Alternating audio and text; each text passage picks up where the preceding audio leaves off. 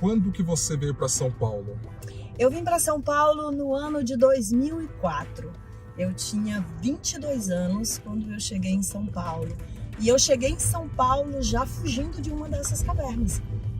A minha chegada em São Paulo foi uma fuga.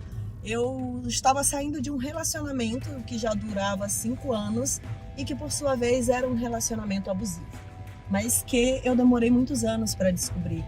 E eu tenho certeza que muitas mulheres que possam estar nos vendo agora, que acompanham o seu canal, muitas mulheres elas possam se encontrar em lugares como esse, de viver um relacionamento abusivo e não entender por que ela não consegue sair daquela situação. Às vezes nem entende que é um relacionamento abusivo. Não entende, e eu bato muito nessa tecla, Marcos, por quê? Porque uma mulher que ela vive um relacionamento abusivo, ela vive a dependência emocional de algo. Lógico que com 22 anos eu também não sabia disso. Sei disso hoje por ser uma terapeuta e ser uma mentora de mulheres. Mas até então eu também não sabia disso. E eu acarretei durante a minha vida muitos problemas emocionais relacionados à vida sentimental por conta dessa dependência emocional. E foi dessa maneira que eu cheguei a São Paulo, saindo desse relacionamento, muito ferida, muito machucada.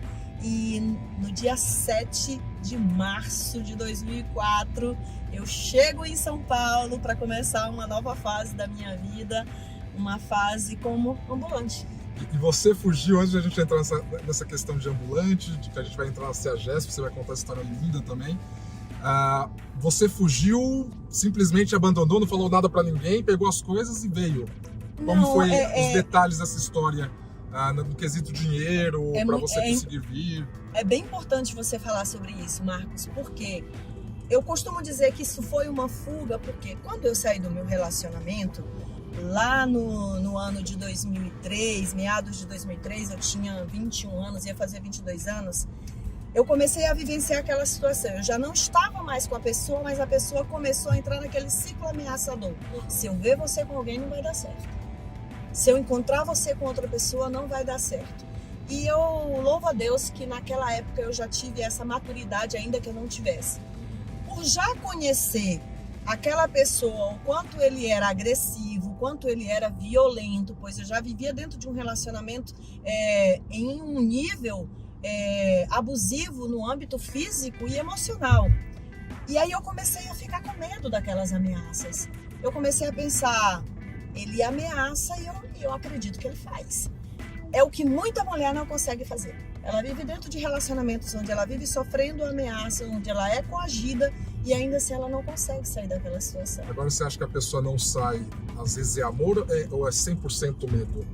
Porque tem alguns casos que a pessoa gosta tanto que ela tolera esse tipo de violência, né? Vale a pena ressaltar uma frase que eu uso nas minhas palestras, nas minhas mentorias e treinamentos. Não existe amor abusivo. É uma crença de que aquilo ali seja amor, mas não é.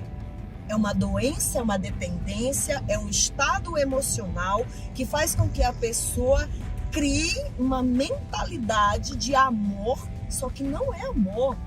Não existe amor que faz mal para o outro. Amor, ele vem de Deus. Amor é a presença de Deus em nós.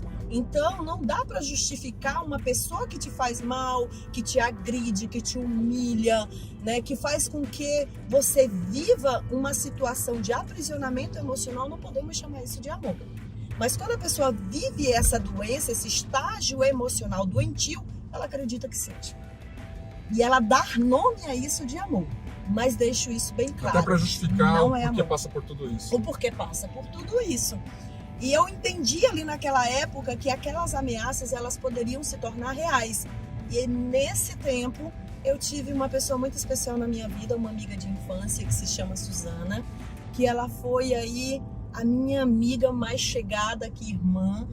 E ela chegou na nossa cidade, ela já morava aqui em São Paulo há alguns anos. E ela viu a situação que eu estava vivendo. Ela falou, amiga, vamos embora para São Paulo? Você sempre teve o sonho de fazer teatro, de estudar, você é muito inteligente. Olha a situação que você está vivendo, porque às vezes nós precisamos exatamente disso. Olhos que vejam além aquela atmosfera que você está vivendo. Porque às vezes você está ali, ó, dentro do furacão, você não consegue ver o que está em torno.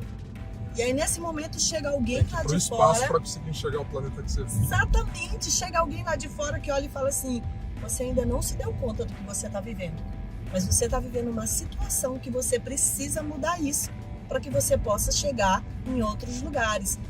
E a Suzana foi o meu start para isso, e ela foi quem me ajudou, ela foi quem proveu o dinheiro da passagem. Que bacana.